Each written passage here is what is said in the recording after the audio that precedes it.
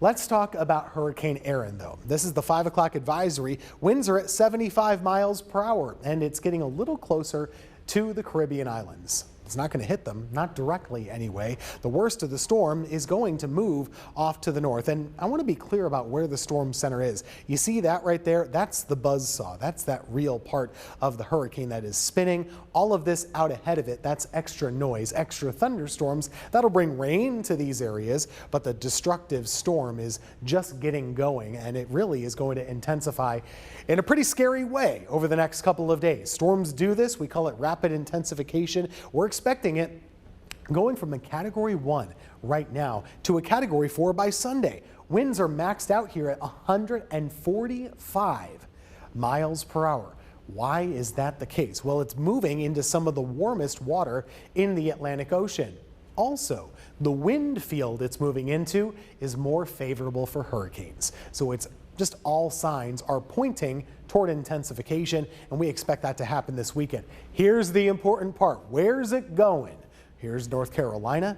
This is the forecast track, and we are expecting it to turn north and eventually northeast, keeping it away from us. Now, never say never, but things are looking good, and honestly, they've been looking good for several days. The models are only agreeing more and more that it will get steered around high pressure, which puts it between the Carolinas and Bermuda. Now, that's not to say there won't be some rough weather along the water parts of our coastline. The Outer Banks in particular, they're pretty vulnerable. Now, if these tracks were to happen, they could be in some trouble. But about 90% of those tracks, all we'd be dealing with are waves, rip currents, and coastal erosion. That's it. That's enough, too. That's a bit of an issue. Wave heights could be as high as 10 to 15 feet along the Outer Banks, 5 to 10 feet for Wilmington, even over 30 to 40 feet out near the center of the storm, obviously. That's just a concern for ship traffic. Should you worry about the storm? No. If you're in the Carolinas, most of it anyway. Along the coastal areas, just monitor in eastern North Carolina. The Outer Banks, though, there is some concern, especially the areas that depend on Highway 12 to get around, the only road out there. That could overwash.